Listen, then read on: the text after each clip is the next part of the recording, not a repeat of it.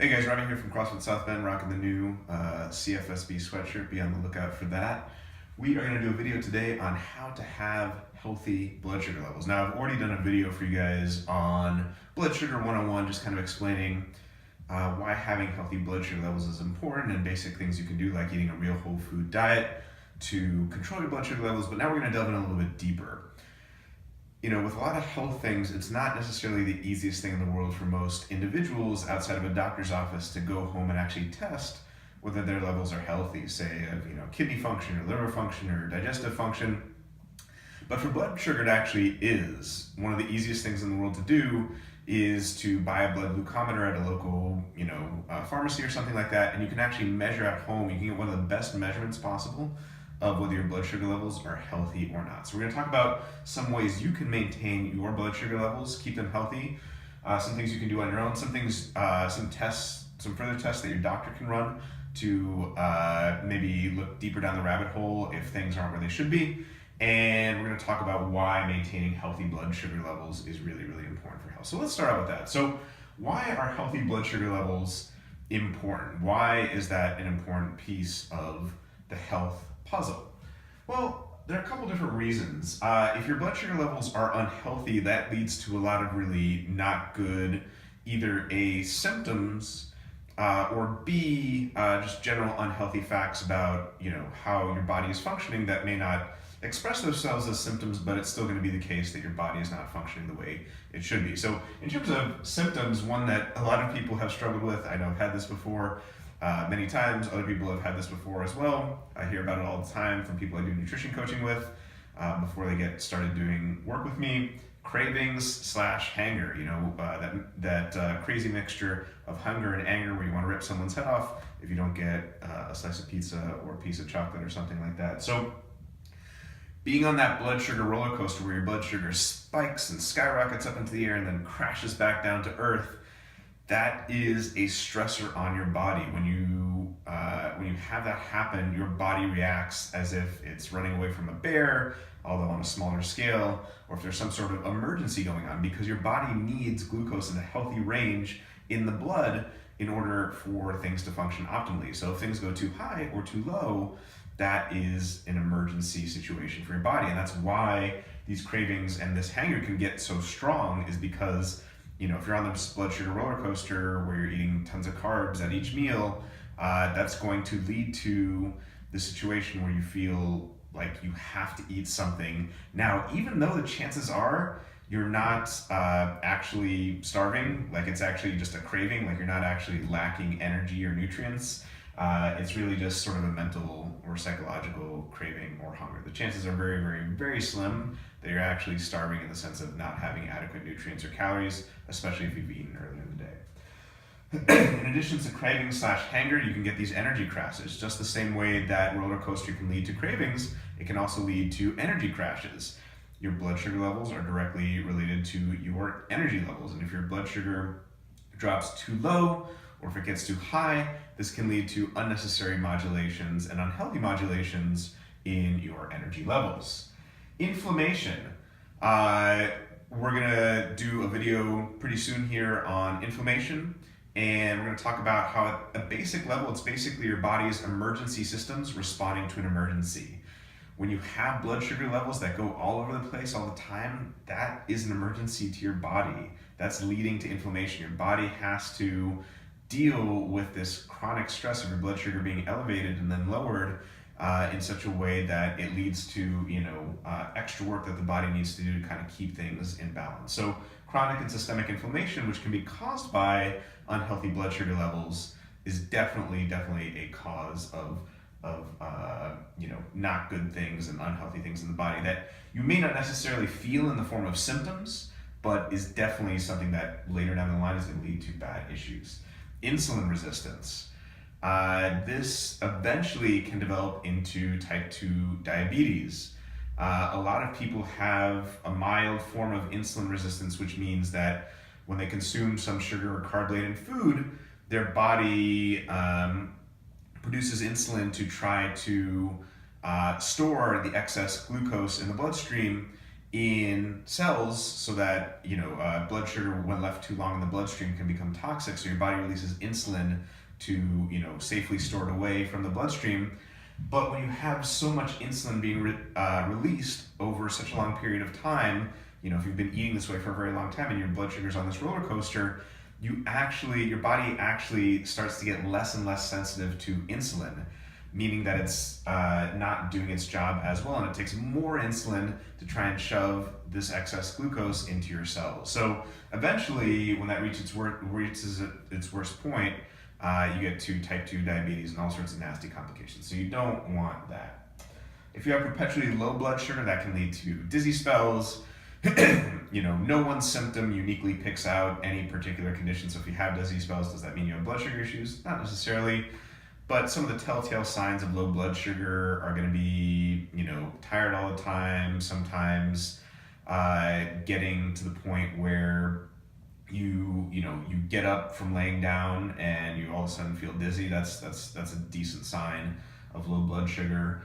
Sometimes, not having eaten and seeing stars or something like that. All those things are signs that something is not right. That should not be the case. And if you have any of those things going on and you say, oh, well, that's just me, that's not normal at all. So I would strongly recommend getting that checked out with a health professional.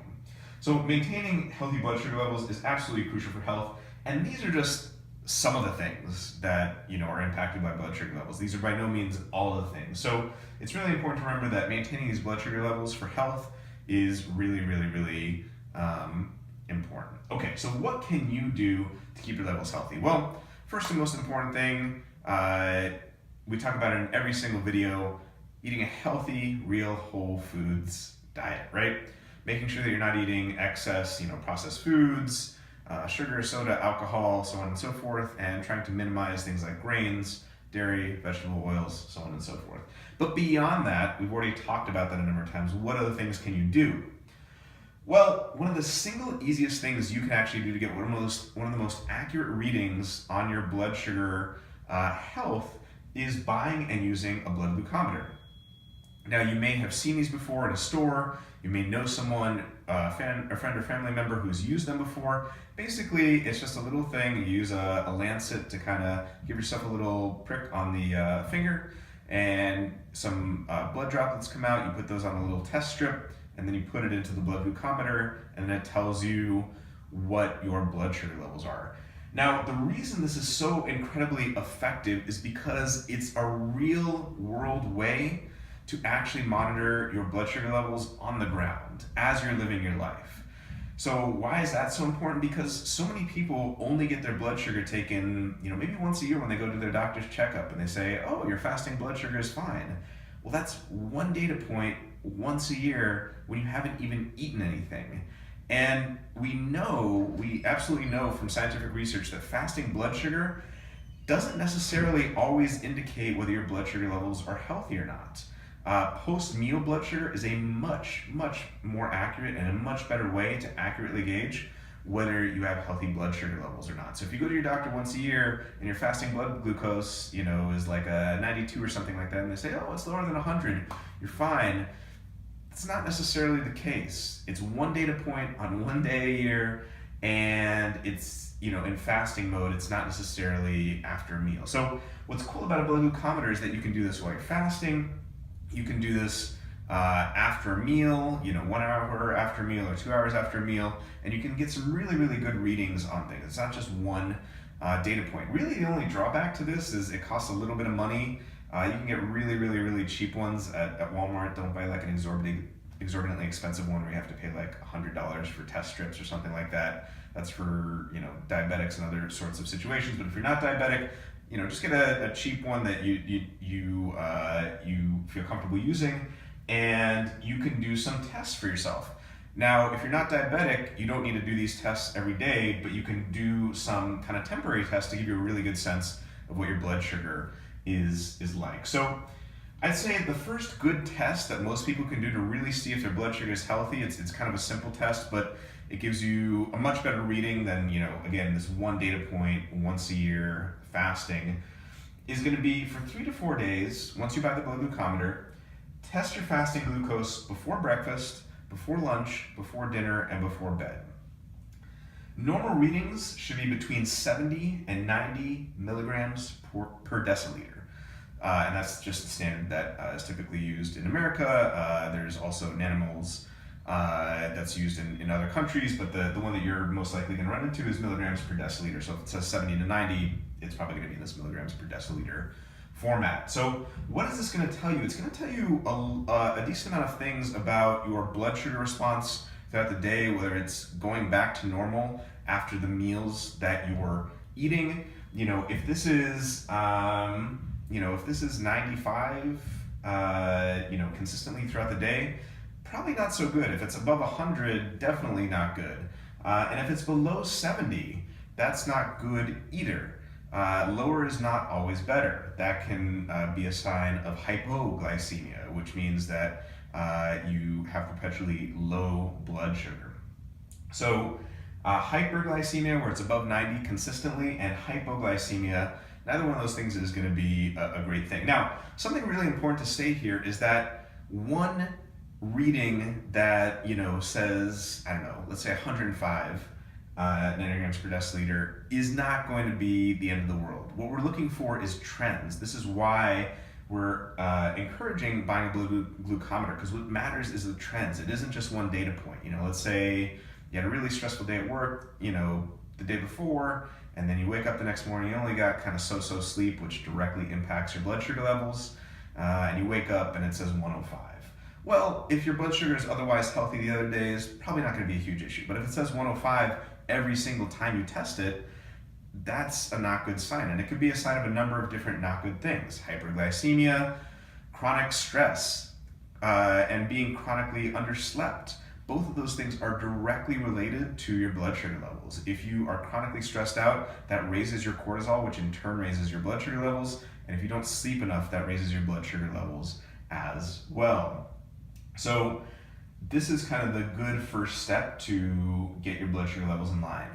If you're up to the task, I would say an even better way to go, if you're up for it for a couple weeks, is the following. For 2 weeks, test your glucose before and 2 hours after meals. So the before is kind of that fasting blood glucose. Ideally you're not having like a meal like an hour after your last meal. Ideally there's like 3 or 4 hours in between. So the before is probably going to be like decently close to fasting blood sugar. And 2 hours after. So fasting, like we said, should be between 70 and 90 nanograms per deciliter, just like we said before. But post-meal glucose is an even better reading. It's one of the single best readings you can possibly have to determine your blood sugar health. So it's an even better reading than fasting blood glucose. So this is really, really important. So if you're up to the task, give this a try. 2 hours after a meal, your blood glucose should be back below 140. And ideally, it should be pretty darn close to what it was fasting. If it's consistently above 140, you're running into insulin resistance territory and really unhealthy blood sugar issues. So you want to make sure that it is below that number 2 hours after a meal. Ideally even a little bit lower than that, but that's kind of that's a particular threshold that kind of is a standard of use.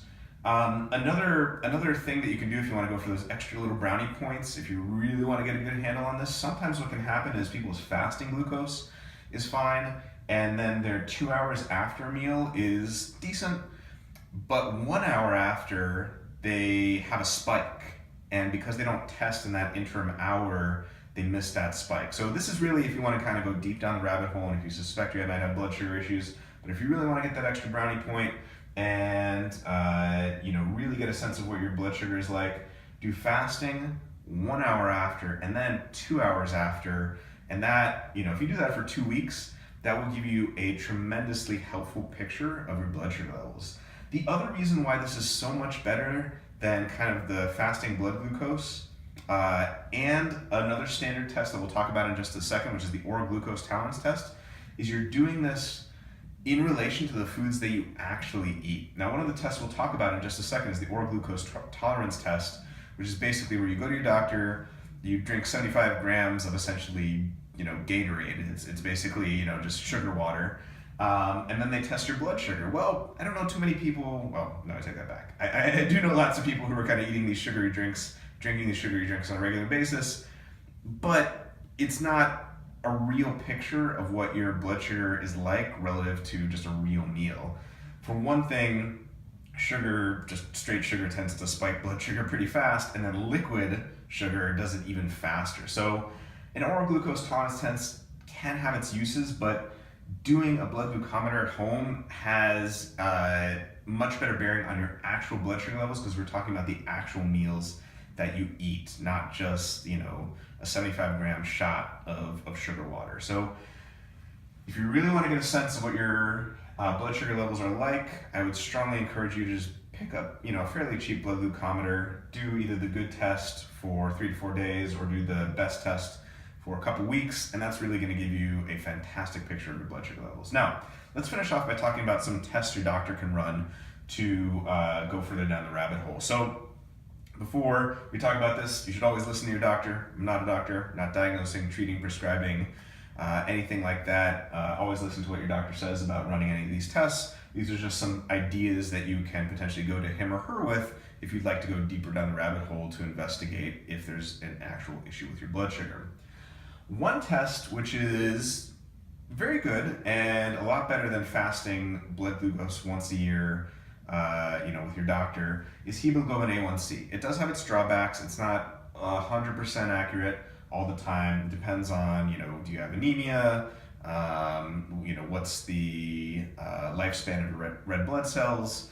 Typically, they're 12 weeks for most people, but they can be longer or shorter depending on a lot of different things. That affects it, but in general, for most people, this is a decent test. This measures your average blood glucose over the course of roughly 12 weeks, basically 3 months, which is a much better picture than one blood glucose reading once a year. Ideally, there are different kind of metrics here. Ideally, if you're below like 5.7% for hemoglobin A1C, you're doing pretty well. That's not 100% all the time, but that's pretty good. If it's above 6%, we're really starting to flirt with disaster. And if it's above 7%, you need to talk to a doctor immediately. That's really not good. That's where diabetic complications start to occur, and really they can even start to occur below 6%. Above 6%, but especially if they're above 7%, get them checked out. Okay, so that's one. That's pretty easy to get. Most doctors will run that for you. Or a glucose tolerance test. This is something that's run for diabetics. Again, it's just kind of 75 grams of pure sugar water. You drink it, and then they do a blood draw and then see if your blood sugar has returned to normal 2 hours after. If it isn't below 140, that's starting to get into the unhealthy range, and if it's above 200, typically that's sufficient for a lot of doctors to diagnose someone with diabetes. So that can be a useful test, but like I said, for people who aren't necessarily diabetic and just want to find this stuff out, better would be a blood glucometer at home. Your doctor can test your insulin levels to see, are they chronically elevated, and are you running into insulin resistance? A doctor can do this fasting blood glucose thing, but again, one data point once a year is going to be problematic. It's not going to be enough to give you a really accurate picture. So if you're thinking, my doc said, my fasting blood glucose of 93 once a year is healthy, the fact that it was 93 while you were fasting is already an indication that it's probably trending in the not good direction. I wouldn't just take that as sufficient. I would, try to do one of these tests, especially the post-meal test. I think that's very helpful. Another test that a doctor can run is fructosamine. This is less commonly used, but it's just something to know about. Hemoglobin A1C measures your blood glucose levels on average over the past 12 weeks. And fructosamine is just a little bit closer. It's a little bit more on the ground. It measures your average blood glucose over a period of 2 to 3 weeks. So it gives you a little bit closer picture. Again, that kind of nice average that you would want, but kind of more recent history. Again, you want to talk to your doctor to see if these tests are right for you. Like I said at the beginning of this, for a lot of different things, whether it's kidney health or liver health or digestive health or thyroid health, a lot of different stuff, it's very hard for kind of an ordinary person without a doctor's prescription or lab form or something like that, to get a good sense of what their health is like for those particular organ systems.